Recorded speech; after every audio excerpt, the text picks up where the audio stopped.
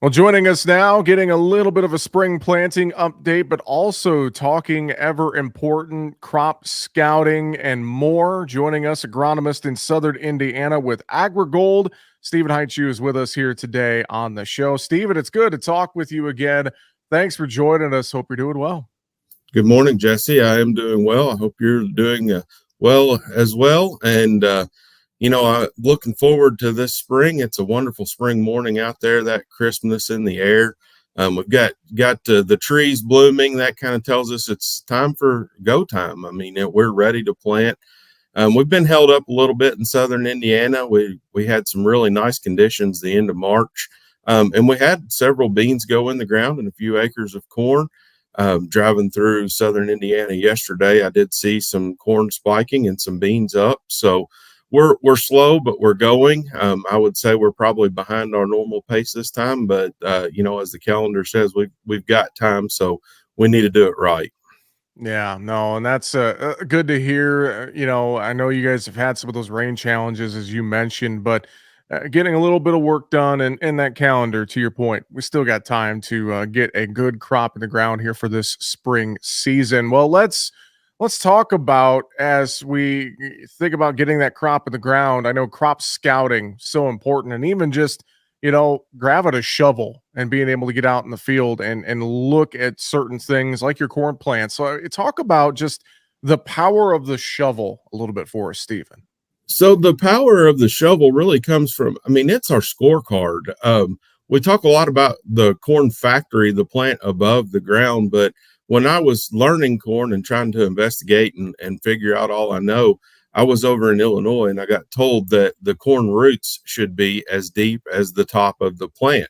Now, if you're down here in this mid South region and being from Kentucky like I am, there's absolutely no way we can get our roots as deep as the top of the corn plant. We're going to hit these things called bedrock. And we have some of those extruding from the ground. So we know we don't always have the depth of soil that they do in Illinois and Iowa. So it's very important that we take advantage of all the soil that we can. So using that shovel as our scorecard, when that corn starts to spike, we can take just a small hand shovel, go out there, scoop a corn plant up, keep the soil ball around it, and start looking there and start evaluating our planter pass. And we also can start looking even that young at some yield potentials and some current hurdles or challenges that we may face in the future. So when that spikelet's coming up, we get that ball of soil out there. We want that thing to crumble and fall apart for us. We don't really want to have to do a lot of work to get the dirt away from the roots at that point in time. We're going to have a radicle growing out of the seed. We want that thing to be as long as possible. I know that's going to vary in places. And we want to have a lot of fibrous root hairs coming off of it. That's what's feeding that small seedling. That's where we use our pop-up to get that into the plant. So it's critical to get that thing off to a good start. We don't want to see any injuries on it, whereas we have a lot of challenges. We could have pest damages feeding on it. We can have chemical damages. We can have fertilized burns and all those things. And we need to be evaluating those, but we also need to be evaluating our planter pass. If we pull that thing out of the ground and it breaks into two halves and we've got sheared sidewalls there, we know we probably went in there a little too wet. So we're going to be setting our roots back starting out from that. Typically, that's going to lead to a hatcheted type root system. So it's all going to go straight down that trench. We're going to not use the soil like we were just talking about. We're only going to use a fraction of what we had out there. So that's a good number one. I like to go out to an average place in my field, check it there. If I've got a lot of variations in my soils, I check it in 2 or 3 places. A spring like this one, we know we're going to have a wet spot or we're going to have a drain through the field. Expect a little bit worse there. Expect to see some shearing, whereas the rest of the field may be good. We're going to have to go with those. But if we start seeing problems throughout the field of tight sidewalls, I mean, really the only overcompensate or the only compensation for that would be to have a really nice rainfall kind of consistently until those roots get established. So that planter pass can make us or break us if we do it at the right time. That's why you hear agronomists say, We want to pull back ahead of that rain, and we want to start when the ground conditions are right. We don't want it too wet to begin with. So that would be early evaluations and looking at that radical root and seeing how it's getting off to a good start. Then the second timing would be around our V3, V4, when we're shifting from that radical root system to our nodal root system. We're going to set our first nodes at 3/4 of an inch below the ground. That's why seed depth is important. We've got to have that 3/4 of an inch. Those roots are going to start growing down at a 30 to 45 degree angle. And so they're going to penetrate. They're going to be a more fibrous looking root system at first. They're not going to have a lot of root hairs off of them, but that angle is very important. That's what gets us out there. If we're side dressing and those kind of things, that gets us out into that potential zone to use more of that soil. So we want to see that established at the right angle. Once again, it could go back to the planter. We could have that sidewall smear, and we could have some hatcheting roots.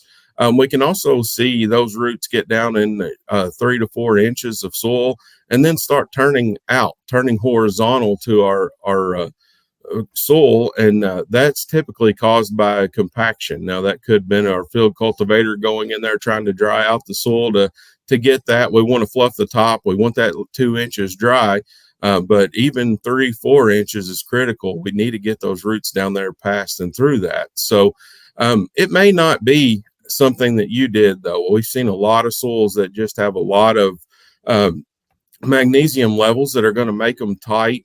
There are some soils that will have natural compaction layers in them. So we want to make sure that our tillage and everything is doing what we need it to do and breaking those layers up. But we may also want to look at some soil health conditions. If we can promote earthworms, they're going to give us pathways through those. Our cover crops can also give us pathways through those. So we can do it not only with tillage, but with some other aspects of farming, such as soil health practices. But we really have to get those roots as deep as we can at that 30 to 45 degree angle. That is going to be critical to getting all of the nutrients into that factory we talked about. The roots are a miner, so we've got to go down there and mine that out of the soil. We want to use as much soil as we have the ability to use to get those nutrients. If we see those problems at, say, 3 inches, say we did put a compaction layer in there, then we know we're going to have to feed that crop in those top 3 to 4 inches of soil. So then we can start spoon feeding. We can start adding some extra nutrients that we normally would have got deeper. We're still not going to get the water from deeper in the soils, but we will have the ability to overcome some of those nutrient challenges. And all this is done by just taking that shovel out there and looking. I usually get the call that the top of the plant's looking bad for some reason. Well, if we'd have looked underneath of the soil beforehand, we could have caught some of these and we could have fixed them before they were ever a problem. And I wonder too, Stephen, I know all great stuff, good thoughts. I wonder, getting out there and digging up a plant as well, could it show any early onset, especially, establishing the root zone, but also any early onset of any disease or pest pressure, or at least going through the growing season? I'm sure that's something that we could find as well, right? For sure, we don't deal with root worms as much, but I mean, they're evaluating the roots probably more so than we are because they are feeding on the nodal roots and cutting them off. We have our own challenges. We have a lot of seedling blights, a lot of pythium in the soil. We can see that and figure that out. Usually, we get through that most of the times, unless it's extremely bad. We just sit in cold, saturated soils for long periods of time. That's going to make it shift from the radical root system to the nodal root system earlier, which does cut some yield off. I mean, we are going to lose a little bit of potential there. We have a lot of pests underground that can show up and show that feeding.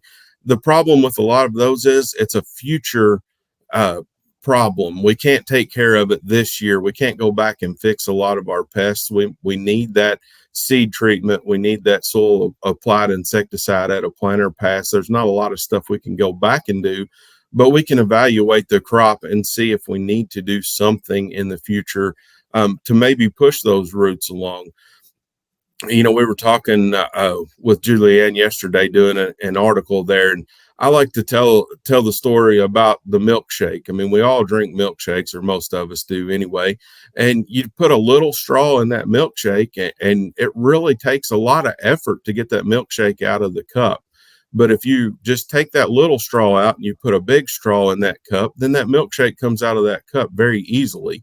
So if we have the ability to get a bigger root system established and we don't have any restrictions in it, we're going to be able to pull that water and nutrients out of the soil a lot easier.